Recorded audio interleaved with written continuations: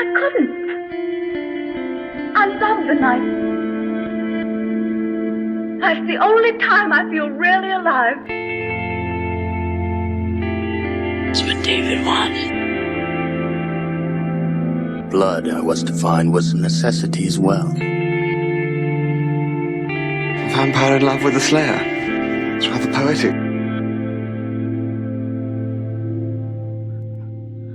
I am the monster the breathing men would kill. I am Dracula. Good evening, my fellow vampire lovers. The sun is going down, and you know what that means. It's time for me to record another episode of my podcast, The Beautiful Dead. As always, I am your host, Lena Nazari. The easiest thing to do is to go to lenanazari.com. You can find links to my social media, sign up to be in my Fanked family, or you can click on appearances to see where you can see me in person. Or you can go to Instagram, The Beautiful Dead Podcast. It's the same thing on TikTok. It's pretty easy. I was actually trying to record while Norman was posed like a real good boy in the background on his goth cat tree. But as soon as I started recording, of course, he had to jump down because he's a jerk and he does not know how to be directed. So he's cut from the cast. That's it. He's out. This is a quick intro because I want to get right to tonight's episode, which is an interview with Stavros. Stavros is the genius behind the Vampyre Tea Company. He makes my fangs. He is a Fangsmith for Chaos Custom Fangs. He's also a vampire author and he is a musician. So please stay tuned after the interview to listen to one of his songs. I'm going to pick my favorite. I'm going to play it at the end for you. So I will not take up much of your time. Please come back next week. Please like, subscribe, all that good stuff, because any day now I am doing an interview with Vampire Jack Townsend, and as soon as the interview is done, I am going to edit it and I'm going to upload it as a bonus episode. So you need to come back. You need to hear everything that's happening right now with him. He and Shane are doing a Kickstarter to bring out their vision for their vampire movie for 2025, possibly 2026. I am so excited to talk to them and hear about his Labyrinth-inspired vampire movie. So please make sure that you are following me on social media, or that you have subscribed, or you're following, so that you don't miss all of this. In the meantime, I'm going to stop talking because you are here for Stavros, and I don't blame you. I will see you next week. Make sure you stay tuned to listen to some of his music, and make sure you go to Chaos Custom Fangs to get your own set of fangs. Mine should be here any day now. They're my third set from him, and I am so excited. Follow me on Instagram to see me drinking red wine and coffee to stain my teeth so that they all look exactly the same. I love you all. Wicked hugs, bloody kisses. Enjoy the interview. Bye. Thank you so much for coming on and doing this too. I think it's so cool that My pleasure. I got my first can of vampire tea at the Boutique du Vampire 2 years ago. And who could have known that that would have led to my first set of fangs, which would have led to me emailing you, which would have led to us talking, which would have led to all my teas for my podcast. So it's just like so cool how all of that works out. So oh, look, my Bite Shift mug. Look at you. I love it. Okay, so tell everybody, since anybody who's watched this podcast has watched me drink the vampire teas, how did you get into crafting teas? Purely by accident, actually. I'm an avid tea drinker. I mean, outside of comic books, music, and yeah, outside of comic books and music, there's tea in my life. Tea was one of the first things that gave me hope and understanding that there is a possibility in the world for me out there, though I never thought that I would, you know, make it or sell it or anything like that. Um, I love drinking it. I love going to I like going to Chinatown and going to the tea houses there and seeing the different tea services and learning about them, reading about the history of it and everything. And I'd be the type of guy that when you would come over and visit, I'd be like, here's a cup of tea. Here's a cup of tea. Hey, check this out. Oh, I just mixed this thing together. What do you think? Just that's Stavros. He's going to give you some fucking tea, you know? Um, and then I was in Marietta, Georgia. I had a shop called the Studio on the Square, and Chaos had this beautiful little black room, little tiny, I mean, the ceiling, walls, floor, everything. Best room I've ever had in my life for crafting fangs, to see that little white, the lines against that black and everything. Oh, I loved it. And the whole rest of the place was a tea house and art gallery with an art shop. I was doing it with a couple other friends. And since we were serving tea and everything, I started serving some of my blends. And people liked them. They were getting into it. I started to experiment a little bit more with blends. It was actually what became Bela Lugosi's Ashes that I decided that I actually have a possibility here. I figured that if I could take this smoky ass lapsang souchong and turn it into something, I mean, and that's hard tea. I mean, that's like drinking a cup of campfire in the morning, you know? I figured if I can do something with this, then there's something here that I need to explore this more. And of course, I turned it into this nice roasted apple campfire-y type of goodness. It gives you that nice after flavor of the apples as it goes down. And I kept mixing, I kept playing with it. And of course, the gallery was failing because my partners and I weren't on the same pages and everything. And it was like the last month of me having the space and having all the teas out and having everything else was in boxes. And I was just like, you know what? Fuck this. I need to do something. I need to get out of this.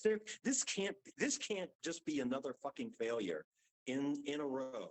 So I started coming up with label ideas, and a friend of mine, I got her on board. She drew up and we came up with 12 different teas, 12 different labels, 12 names, all with my original blends. And I was shocked that at this point that I had 12 actual blends at that time. And I bought a little travel case, that you could pull like you at the airport. And I stuffed it with all the teas in there. I had sample bags. I had hot water that I'd take with me. And I went walking around Marietta. And the first place I went into, I made a sale. Second place I went into, I made a sale. And I was like, okay, it's not so bad. There's something here. Let's explore it. And that's kind of how I did it, from kind of defeated desperation to inventiveness. Nice. And tell everybody, what's the future of your tea company? Ooh, the future of Vampyre Tea is that it is going to be called Leaf Sweat. Make the leaf sweat. Mm-hmm. I know. You're like, Vampyre Tea, Leaf Sweat. Why? I need to change the name because I love crafting teas. Through and through, I'm an artist. I love making things. I love producing new things, new art. I'm always infused by the newer thing than rather the thing I've already made. Like Moonlight and Serenade, that is a beautiful fucking tea. And having someone come up to me and go, dude, I know what blue tastes like. That's awesome. That is awesome. I'm glad I created that experience for you. I did that 15 years ago. That was one of the first blends I ever made at home, just handing it out to friends. What gets me on now is the next thing I can make, or it's the next song, or it's the next painting I can do. I love the stuff that I make, but I want to be in the progress of creating. And some things happened a couple of years ago with a certain unnamed company that believe wholeheartedly and with sincerity that they own the word vampire. Spelled with an I, R-E, and spelled with a Y, R-E. Now, I don't have $100,000 to fight this. But at that moment, they killed the Vampyre Tea Company right then and there. Stopped me from making anything new, anything more delicious. And I tried to work out an agreement with this person so that I could make teas using the word vampire and then pay him a percentage. And that's why I stopped promoting my teas at the same time. Because I was like, I just can't just bring myself to be someone else's little bitch. Sorry, I can't do it. It's not in me. I tried. Seemed like a good deal. I know other people in the vampire community who has businesses with vampire in the title who have made arrangements with this person. I can't do that. So I spent years not promoting the teas, not doing anything. You're the only person in the past couple of years that has promoted it at all. And that's simply because you liked it. I wanted to give it to you. That's great. And you talk about it. I'm not asking you. You're not a paid sponsor. It's awesome that you do it. It's awesome that you love it. I love that. But I've been kind of quietly letting it die. Yeah. But here's synergy for you. I've been doing Vampyre Tea for over 10 years as Vampyre Tea. This past April, marks the 10th anniversary for the Vampyre Tea Company. And I'm immensely happy and proud of that. I love everything I did with it. But when I came up with we had been searching for new names and something else to call it. I was gonna do Cup of Love, but that wasn't quite right. I would tell people as I give them tea, here, share a cup of love and things of that nature. And I tried to go the route of getting trademark for it and everything. Stop that. Just didn't feel right. We eventually landed on Leaf Sweat. Make the leaf sweat. And that worked for me. And I was like, you know what? I feel that little invigoration. I feel that spark that I could just start making new teas again. I got new tea ideas. I got blends that have been sitting on the shelf that I really want to try. And so we made the decision, me, Crystal, and my friend Vicky, who I seem to call.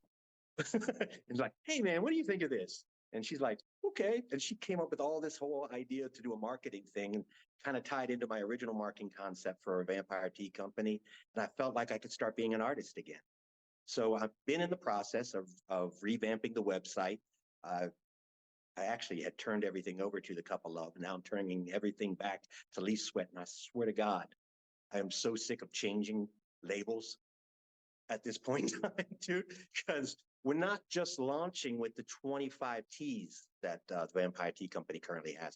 We're launching with over 100 different teas. Wow.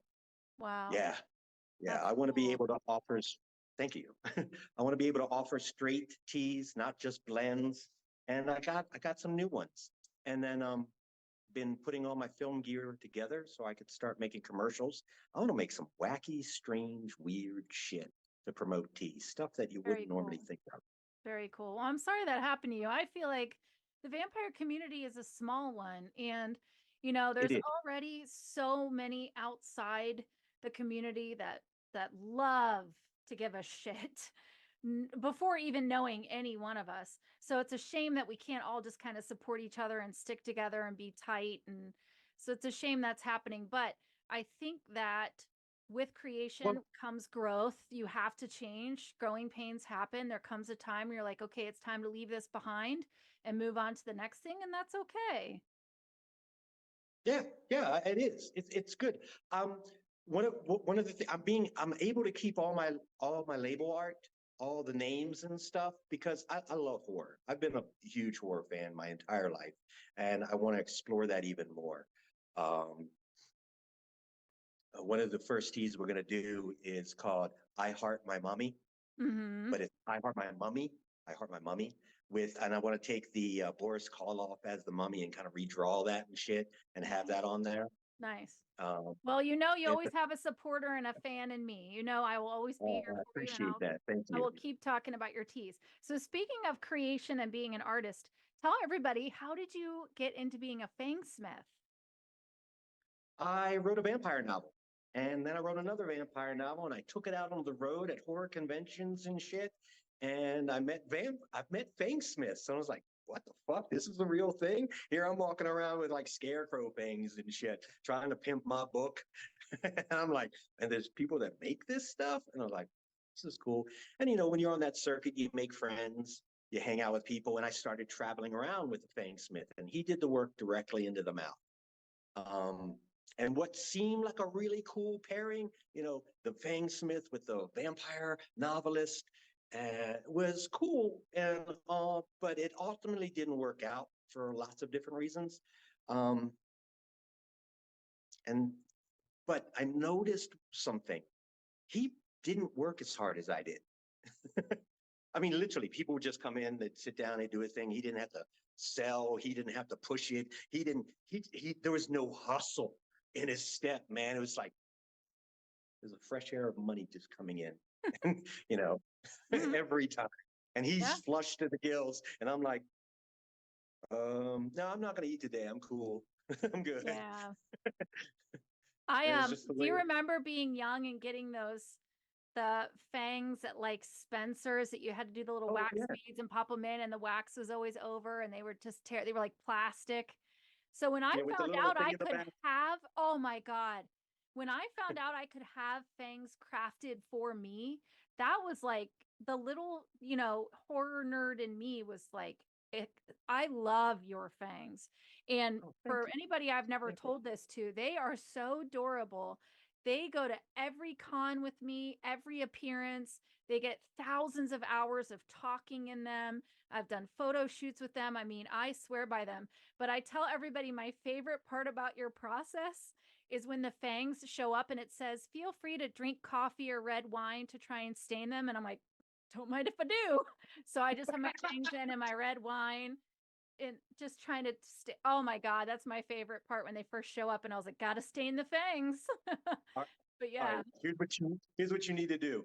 Uh, About a bottle in, just pour yourself another glass and do a video of you drinking wine.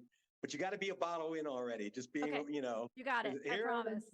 just glass of wine in my I fangs. promise. Yeah. Yep. So I have new ones coming. So I promise I will do that for you, and I will tag you in it. A bottle in, I'll be like, all right, second bottle, Stavros, got to sting those fangs. But they really are fantastic fangs. I love them. And you're Thank you. so easy to work with. You're so easy. And this was before we were friends, before I even knew you. You're so easy to talk to. You're so responsive. The little video that teaches you how to, if you need to tighten them when they show up, the little video that talks you through how to tighten them is so easy to follow. It's such a good process. And I just so appreciate them. And I so appreciate you coming on. So you're a vampire author. Tell everybody about your books. Before I do, Okay. let me finish answering the first question Oh, about sure. how I became a coach. So, Yeah. like I said, money was always tight. I started introducing my art, my photo manipulations and stuff, and I started printing shirts into the process with the books, and that was working to a degree. And it was around 2012. I was back in New Mexico, and I was working with a group to actually bring Love in Vain. It's a precursor to the book thing, to the screen as a movie. I was working with some people there, and we were working on generating funds and things of that nature. And as part of the, I guess, preliminary process to generate interest and raise awareness, and so the producers could go get capital, they wanted me to go back out on the road again. And I was literally had been saying this for like a year. I said, if I had a trailer of something from the book, if I had some video or something from the book, I could sell everything a lot easier. Me being this cold, you just selling at the event and stuff like that, one off at a time. It's not working. I'm not getting any residual sales. Things aren't coming in. Amazon's only fucking paying me 57 cents for a thick book. That's it. So we gotta tweak this. And they were like, no, let's put you back on the road. Okay. So I call up a friend of mine, one of the Fangsmiths I had met during the thing. I was like, hey man, could you teach me what you do?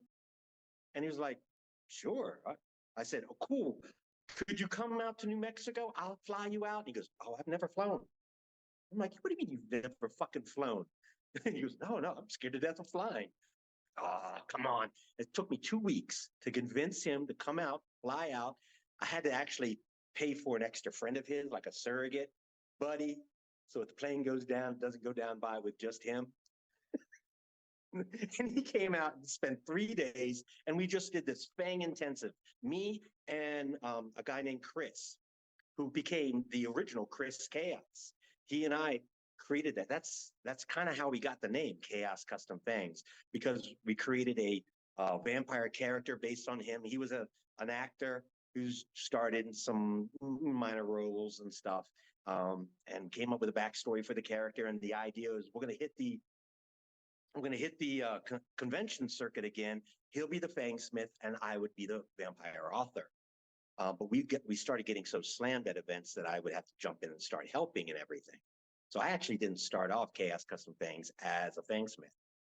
It was only when things didn't work out with Chris and he was unsure and stable and that's when that I actually took over taking over all the Fangsmithing duties. And the novels. Yeah, all of it originally was in support of turning the second book, Love in Vain, into a feature film. So. And are you full-time Fangsmith now? I've been a full-time Fangsmith since 2013. Wow, that's awesome. And 2016 is when it really started to turn over, and I actually started making a profit. It's amazing. Very cool. Very cool. And the odd thing is, go ahead. I was going to say the odd thing is, even though I did the Fang thing as a way to help promote my writing and literature, it actually surpassed it, and the writing and everything took a back seat. Literally in 2015, I took my publishing website down. I stopped promoting my books. I told people literally don't buy it because, like I said, Amazon was paying me 57 cents. And again, I'm no one's little bitch. And please don't buy my book from Amazon. I'll tell you, don't buy my book from Amazon because they don't need all that money for the 15 years of researching and developing that I did, for the year and a half that I wrote it and edited it and stuff like that on the first book. They don't need that money. 57 cents from $17.99. So where you tell people to get it off of your website, right? I do, yes. I prefer people to buy it directly from me. But then again, no one, they're busy. They got their own lives to do. They're not going to seek out my website just to buy my novel. It's like, if it's not immediate, if it's not right there, if they can't real quick on the phone, it's just not going to happen, But the odd thing is I have taken my books down, and I am rewriting the entire series. I'm starting fresh again. As I said, I had spent 15 years researching and developing to make vampires real and plausible in our world with our laws of physics and history. And, to a large degree, I succeeded. The reviews that I got for Blood Junkie and Love in Vain were amazing. It was 4 years out in the public market before I even received my first negative review. I was getting compared to Anne Rice in the Vampire Chronicles. Wow. But yeah, I could actually get a character down a flight of stairs in a couple of paragraphs versus 5 pages. Right. Yeah. So tell everybody, what 15 years, what did you research to start building your world? All of humanity. Okay. I know that it just sounds glib, but I'm being serious. If I got it in my mind that I wanted to create a condition of vampirism that was real. Okay, let's look at what a vampire is. Nocturnal, requires blood to survive. Some semblance of death from a physical form. Okay, where did that come from? How did it develop? And as I would go out there and research, now keep in mind, Google was not even invented yet. There was no real internet. And the first time I had seen a computer in 10th grade, I was like, what the fuck is this thing? You know, didn't want any part of it. I left that class, but I'm just going to go play rock music with my buddies later. So years later, I mean, you know, I grew up in a library system, so I would be down in whatever area of research that my ideas would take me. Took me a couple of years before I even found out that there were map rooms. That blew my mind. But anything, as I started researching things, because one of the first places I started was with all of the written works and stories that helped develop the Quran and the Talmud and the Bible and things of that nature, our earliest writings. And it became quickly apparent to me that there was a humanoid species before us. Pseudoscience. Anyone who is a fan of ancient aliens and things of that nature, they talk about the Anunnaki or the Nephilim repeatedly, you know, with the elongated heads and all this stuff. One of the things that I've found out is the Anunnaki used to subsist off the sangral fluids of virgins. I didn't make that up. It's in the books that our religion are based off of. And so I started digging more. I started researching more. I learned about Neolithic species and stuff of that matter. And when did oxygen started forming on our planet? When did plant life start forming on our planet? When did animal life start forming on our planet? And where did it form on our planet? And it's because if there was a pre-humanoid species, I'm not like the dude with the crazy hair. Aliens. It's not me. I don't think that every fucking major achievement that mankind has produced is done by somebody else. I kind of think we're pretty amazing. I think humans are fucking incredible. I'm dealing with thoughts in my head after I say that. Yeah. Because as a reclusive introvert, people scare me. I don't really get along with them, but I still think people are amazing and beautiful and make incredible art. I studied farming, how we came up through the Fertile Crescent and everything. So you talk, and it's not like 15 years, I'm doing this 24/7 every day. You know, I did go out on dates. I wasn't a total nerd. And you know, I was in a rock band, so we did that, and then you know had to work, you know. So life happens. You let life happen sometimes, and that helps make you a better writer, as you know. Did you try to write when you were younger, but you weren't fully developed? No. No, I was always an actress. I acted my whole from middle school all the way through. What led me to writing was when the pandemic hit and theater shut down, movies shut down. There was no acting. And so I needed some kind of creative outlet or I was going to explode. And that's how I turned to writing. So I think it uses the same part of your brain, acting and writing, because you're creating from nothing, no matter what. But yeah, never, ever thought I would be a writer. Never planned it. That's awesome. That is cool. I always knew from my youngest years, knew that I was going to write. I used to write songs, poetry, short stories.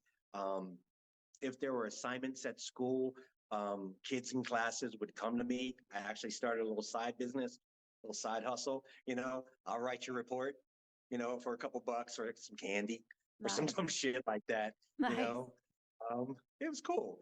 I found out very easily at a young age that women like poetry. That was cool. You know, so That's Yeah, awesome. so I always That knew actually, it, but go yeah. ahead. No, what were you gonna say? I was gonna say that actually leads me to one of the questions I had, which is, do you think it's hard to write a female as a male author? For me, no. And I've thought about this question a lot since you had sent the email and how to answer it. The best way I can answer it is this.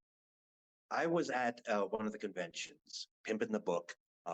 This was during the chaos years when we were still doing conventions. And I was sitting there talking with a group of people about the process for getting fangs at the event. This girl comes in and I see her kind of wandering around, looking around. She sees the book, she sees the art and all this stuff. And I walk over to her and says, "Can I help you?" And she's like, "Is the author here?" I'm like, "Yes."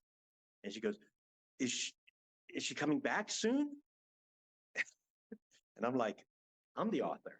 How you doing? My name is Stavros." And she just was like, Oh, and just like that. And I'm just like, "Is there anything I can help you with?" She goes, "How do you write women so well?" oh, nice. And I was like, "Well, I grew up with women. Most of my friends were women. In fact, I never really got along with men all that well. And I really didn't even have male friends until later in my life.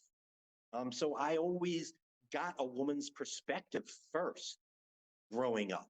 And I learned to see the world in that way, hear it in that way.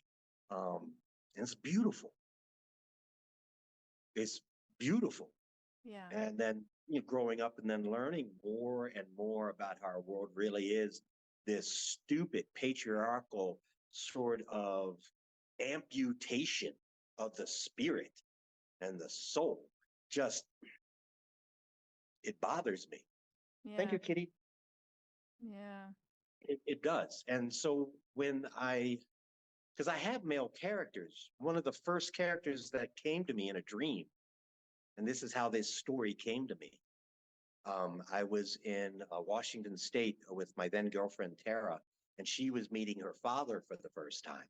So to put a nice little, sort of gender aspect to it, this was a woman who grew up without a father, raised by her mother and grandmother. Okay. And here she is, first time meeting with her father, experiencing her patriarchal line. And I woke up at 5 a.m. one morning and I had this vampire character hovering over my face, not saying a word, didn't do anything, didn't say anything. And it was like 1993 when this happened.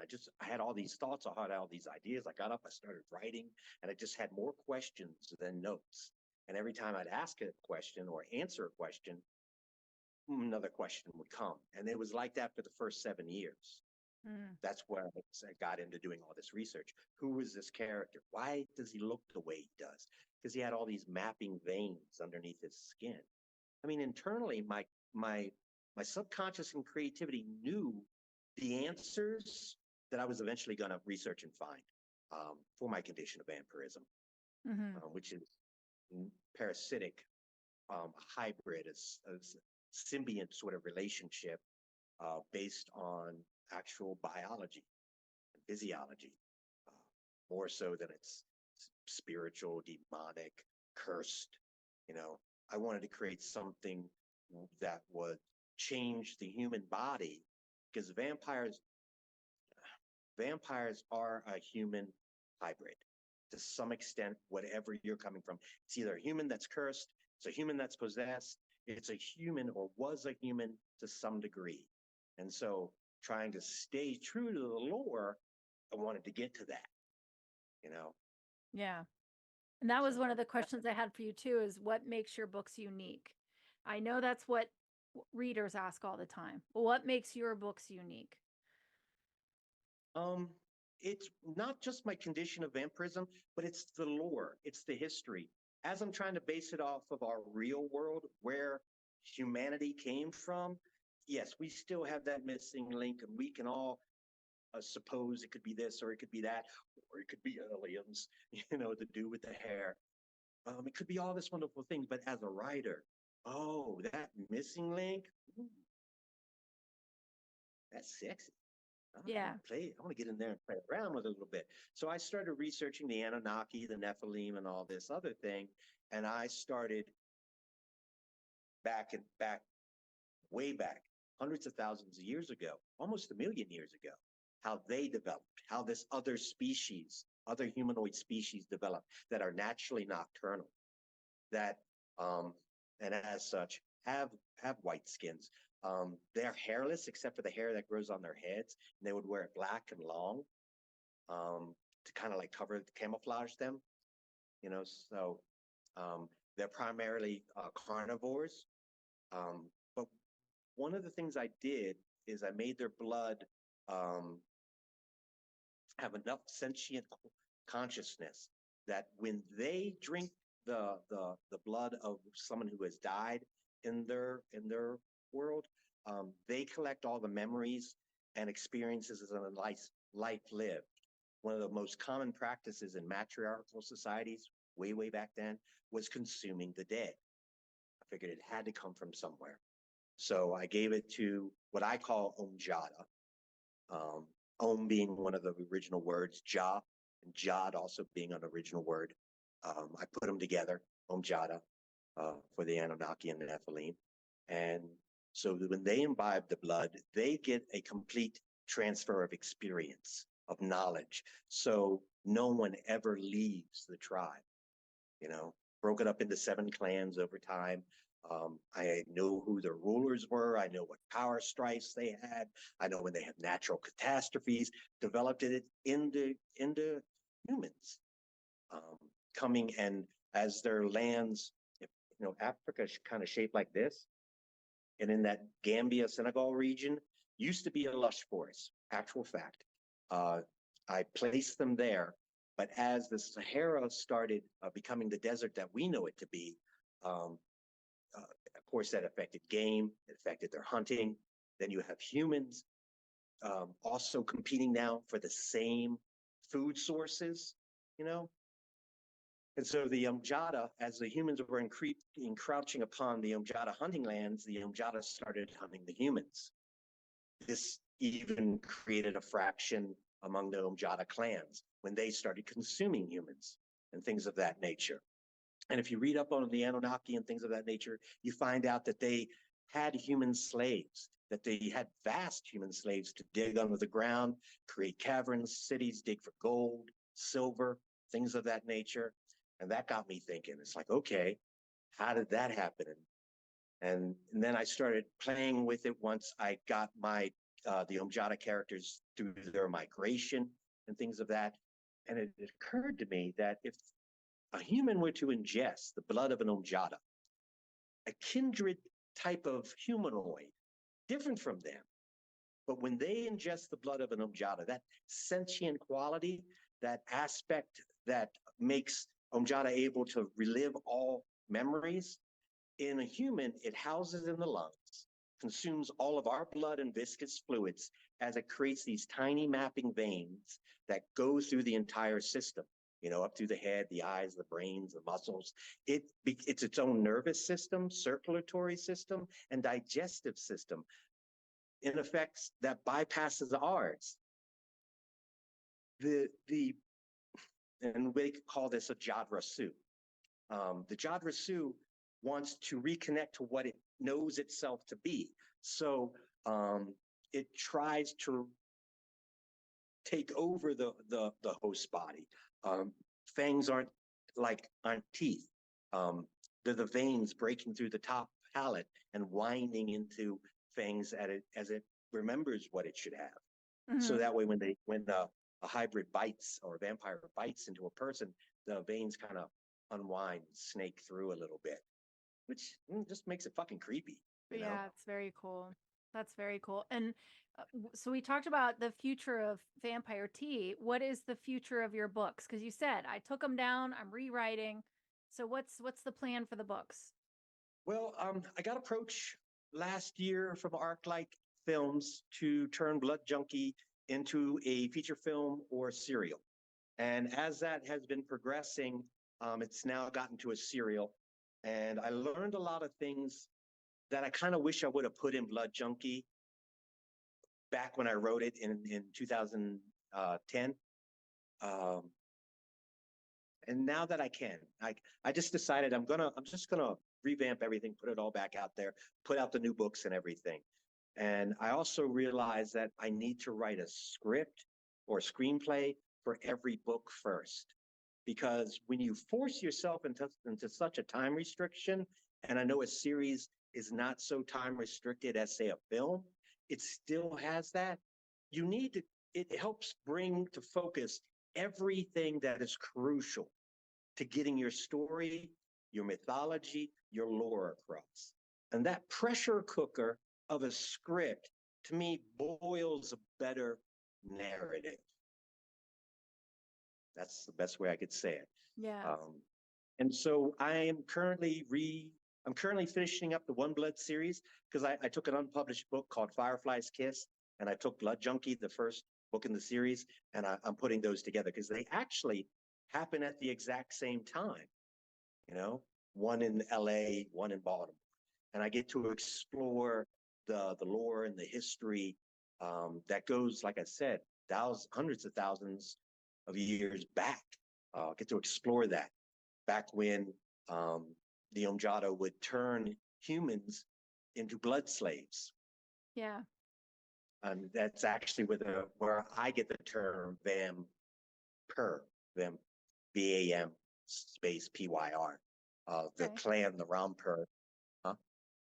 I said, So the okay. clan, the Vampyre, actually learn that their blood will transform a human into what we understand it to be a vampire.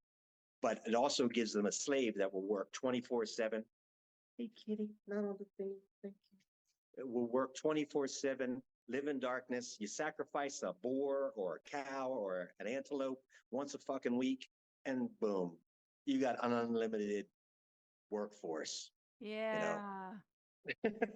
Yeah. So That's a rich history. So I'm reworking all of that.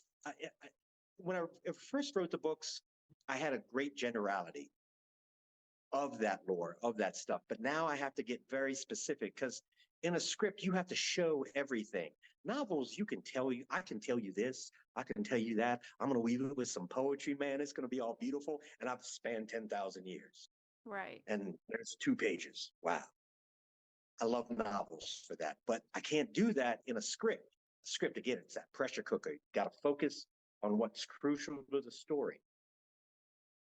And so once I get done with the One Blood script, I'm going to finish the writing, the rewrite on Blood Junkie, finish writing Firefly's Kiss, and kind of do the little bit that I need to for Love in Vain, and start dropping books again. And my idea is every year I want to drop at least 1 or 2. Nice. And I want to keep going with the One Blood series, whether ArcLight follows through with it or not. I am going to put it into a podcast. Nice. You know, I want to do it like old radio Yeah. style. I want to hire some actors for voices. I'll be the narrator type of thing. Awesome. That's awesome. I'm just trying to how do I contend with video for that? I mean, usually when like you record voiceover work, you're in your PJs and shit. You're not looking all vampy, you know. Right. So we're Right. Exactly. video world. I'm thinking more audio. Nice. Now, do you have a specific writing process, just author to author? Yes. What is it? I wish it was different. I spent years. You see, you said you found writing as a way of calming the urges and the demons in the mind. Since you can't actually act it out with other people. The play is all in your head, and you're going to put that out. I Yeah. get that. I feel that. But me growing up through my teen years, my 20s, and all that, learning about who I am as a human on planet Earth, I would learn about every other writer's process. Kurt Vonnegut writes 1 page at a time. He edits that page. When that page is absolutely complete, he goes to the next page, writes it, edits it, finalize it, next page. My brain works too fucking fast. I tried Yeah. it. Doesn't work for me. Jack Kerouac would have a roll for his typewriter, just a roll of paper. and he would just type continuous. He would hold it all in and just fucking shit it out at one time. You know, in this mad, fucking beautiful, euphoric rush. That's cool and all. Then you got people like Oscar Wilde, who could write anywhere, do anything. I for a decade, I tried to do the coffee house thing with the laptop and look cool, right? Oh, your type. That doesn't work for me. I learned that this is what my process is after years and years of trying to figure it out. I have to write when I am woken up, meaning I don't particularly wake myself up. I would like to sleep because my day's full. But when life, God, the universe, the Bigfoot in the sky, however you want to call it, when I am woken the fuck up, I have to get out of bed then, not linger, press a little alarm. I have to get up right then. I have to start writing. Need a cup of tea. I have to write in quiet. No interruptions, no one around me at all. The slightest noise or distraction will kill the play going on in my mind, and I have to struggle to get back to it. And I will write like that from when I am woken up until like 10. I can take a little break, then I have to come back. And then by noon, usually spent. I can edit afternoon, but I can't really write, if you know what I mean. Okay. Yeah. And it's very rigid. And if I choose to stay in bed, life has taught me that it will fucking fuck me. It will make every moment in the rest of the day horrible. Nothing will flow right. Imagine your worst day where all of your energy is off times 10. Yeah. And just, right, go right, go right. So I've learned to just get out of bed, avoid the hand slap of life, and just do what I'm here on the planet to do. Nice. Which is to write. That's awesome. And it works. So on this podcast, one of the things we talk about is vampire tropes that we love, vampire tropes that we fucking hate. What are yours? Well, let's start with something I love. I love the fangs.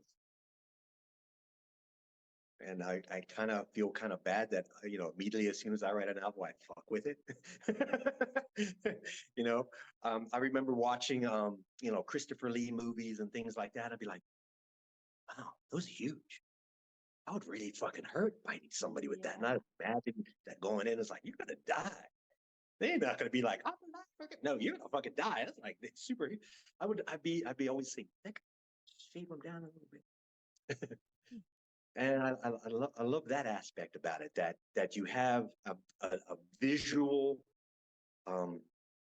manifestation that I am a monster, that I am an animal. I love that. Yeah. I do. I absolutely love that. How about you? I do. I hate when the vampires don't have fangs. Hate it. Hate it, hate it, hate it. And I hate when they don't have fangs. I would rather them have like the two in the front, like Nosferatu, than none. But I like two sharp canines, classic. And my favorite trope, which is so cheeseballs, but used a lot in vampires, is the lost love returns. So either it's reincarnated or they were somehow split apart and now they have found each other again. That like long lost love idea. I love that trope. I'm a sucker for that one. Love that trope? That fucking like Bram Stoker's Dracula? Yeah. Not Bram Stoker's story. Sorry. If I could sue Francis Ford Coppola to remove Bram Stoker's name from that movie, I would do it. I was in the theater yelling at the screen because that's not his fucking story, man. It's Francis Ford Coppola's Dracula. Right. I actually, that's one of the tropes I absolutely hate. But as I say that, I also know that life is cylindrical. Things do return. And I use that aspect in my own writing. without giving too much away, my character Lynn, in the modern times, I refer to as Lynn. Back in the day, 1700s, 1800s, she was Lynette. Mhm. I like to distinguish it.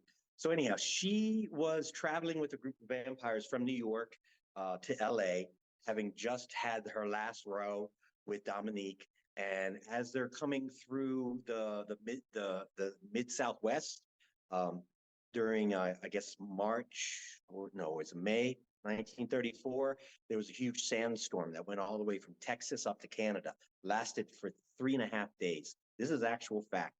And that's one of the things I like to do in my books. It's like I want to put my fictional characters into real situations that would affect everyone. Because if vampires are real, how would a hurricane affect them? How about a flood, earthquake, massive fire, any of this stuff? No one ever writes about that. It's all this fictionalized things. But I'm curious. I want to know. And so I had her get caught in a sandstorm, and the vampires find their way to a farming village. And what do you think is going to happen for 3.5 days? Everyone cooped in one place. You got 5 vampires and about 30 people. Yeah, they're gonna eat. Buffet. Yeah. And dealing with a lot of the sensibilities that Lynn had at the time, that's not something she would promote or be into. So she didn't. And being Yeah. forced with it, of course, she, allowed herself to get weak. They were taunting her. She became the butt of jokes and everything. And when she eventually does turn on one of the last few remaining humans, the woman had a locket that had a picture of her husband and herself in it. And she has kept that locket because she actually was the only one that stayed behind when all the other vampires left after the storm subsided. She stayed behind and buried everybody, took care of it. So, Mhm. so it just turned out that that small village was a victim of the storm. People that lived there went to California, Yeah. like a lot of people were doing at the time. So that person, that female person in the locket, I actually have someone who looks like her re-enter Lynn's life Okay. when really needs it. So I get that aspect of cylindrical life, of returning to something to contend with from your past. Mhm. I've always figured it's one of the things I love about vampires. You've got this really long life, right? Yeah. Mhm. Life affects you. And Mhm. that's one of the tropes I really, really hate. Is like you can easily get out of being a vampire by a blood transfusion, or you ward off the curse. You can go back to being human. Or kill the Fuck no. master and then all the rest turn back. I hate that shit. I Right? Exactly. hate It it. should affect you. Yep. One of the ones I really hate is Saved by Faith. And we saw this Saved in by Fright Faith. Night, where he holds up the cross and the vampire's like, that won't work if you don't believe. And then all of a sudden he musters faith and then the cross works. I hate that trope so much. It's like Yeah, using I join you magic there. to get yourself out of something. I Like, oh, join you it's magic. there. I join you there because Christianity, that's just a little bit over 2,000 years. And if you study enough, you know that there has been some kind of vampirism, some kind of blood consumption in every single society that has developed on planet Earth, going back to the dawn of time, Yeah. except Indonesia. Yeah. So it predates vampirism itself, predates Christianity. Yeah. You know, That's I'm also not knocking that not knocking Christianity. Just want to put it out there for all the haters out there and the trolls. I know. But let's be honest, Yeah. it doesn't really work. Yeah, exactly. Yeah. Yeah, that one always bothered me, the Saved by Faith. I think it's just lazy writing, honestly. It's Yes, just lazy writing. and I agree. And that's one of the things that me particularly, why I like what I'm doing, trying to make it more real. Because my characters have an internal landscape, having that genre Sioux within them that has blood memories to a degree that forces them to feed, that will give them pleasure and pain. got this thing slithering under you. You have to learn to join with it, Yeah. commune, to live Yeah. more harmoniously. You know, Yeah. blood consumes blood. That's just a simple concept. So I get to play around with an internal landscape. I get to have a deeper relationship with the idea of being a vampire and how do they meld with their world. I mean, you are who you are, but you are this thing as well. And when you are working with a curse, with you're working with something demonic or magic, you lose that opportunity to really feel the drama that the character might be experiencing. And that goes to what I was saying about they live a long life. Yeah. You have more opportunity for sin then.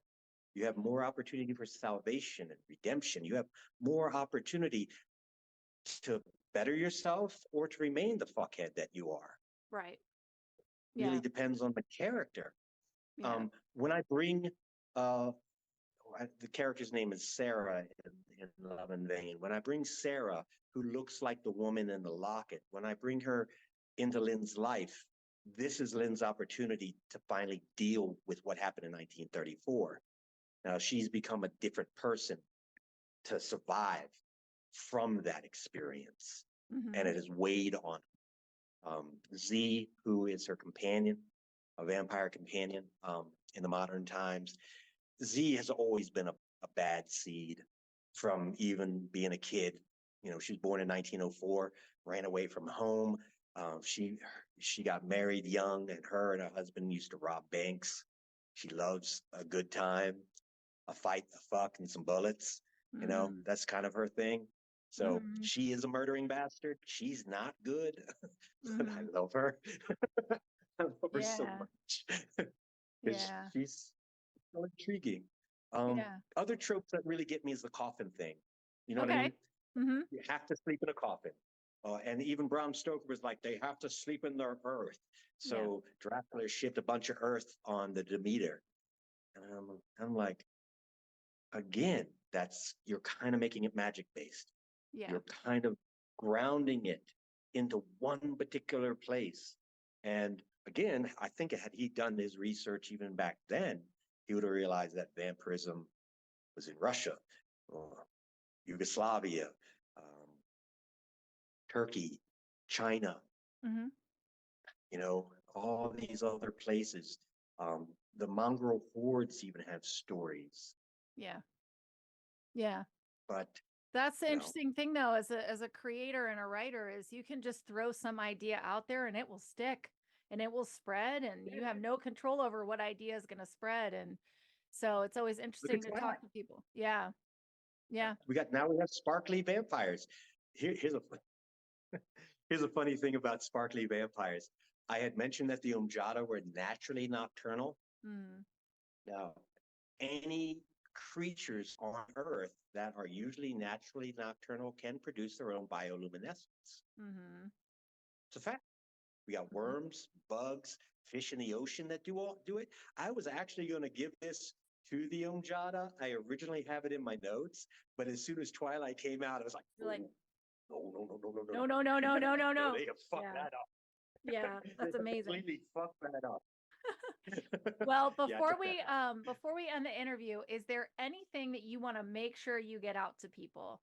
They know, I'm obviously your website is linked. I link your website all the time, so they know how to get to you. What else do you want them to know? When do you suspect that they would be able to either see something or read something from you? I'm hoping that it's going to be around October.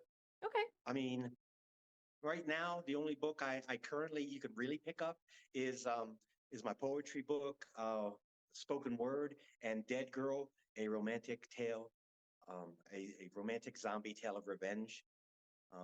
That's another trope I love. I love a revenge trope. I love a good revenge trope. I do, yeah. I hate when they end on forgiveness, though. Like there's all this revenge, and then they finally face that person down, and then there's like, you know what? I'm going to forgive you. Like, no. Yeah. What if the forgiveness actually brings about the justice that needs to be applied? I mean, it would be situation based For the most part, it's like foreplay without the deed. I'm like, there's been all this talk and all this promise, and now what? You backed out. What happened? So maybe that says more about me. Like I do have some rage. I'll admit that.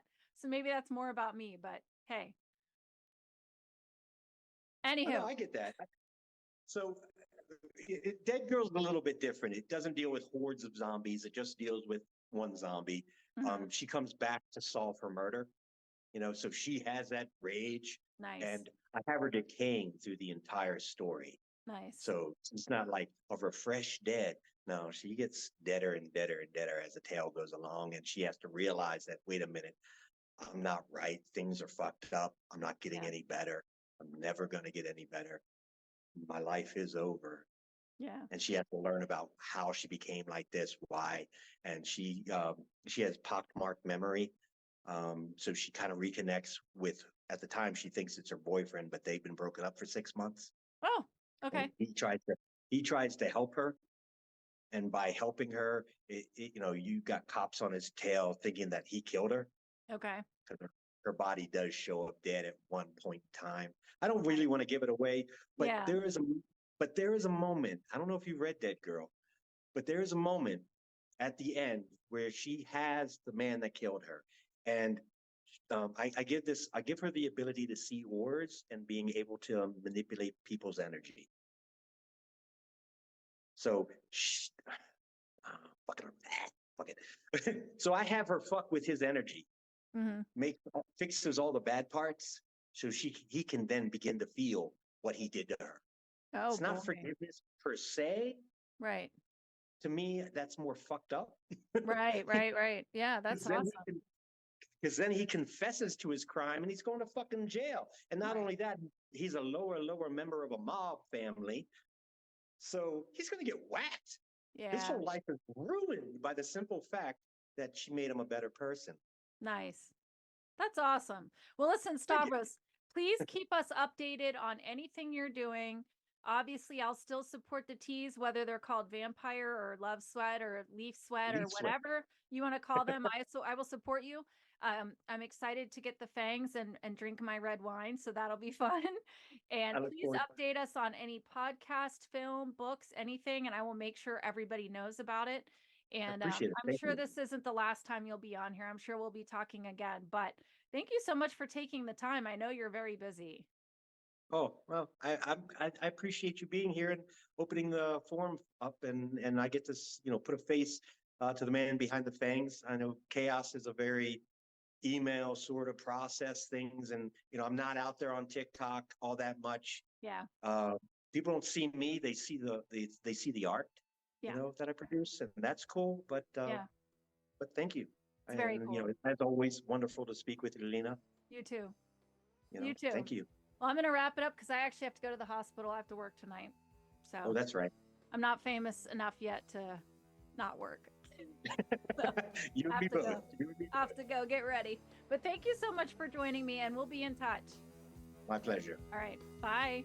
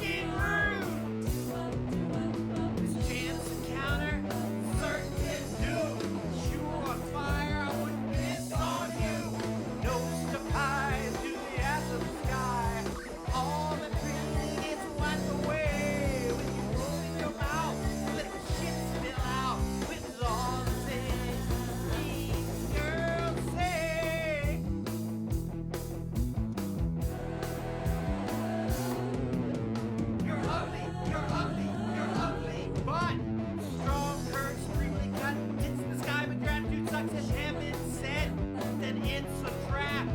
No one should touch you.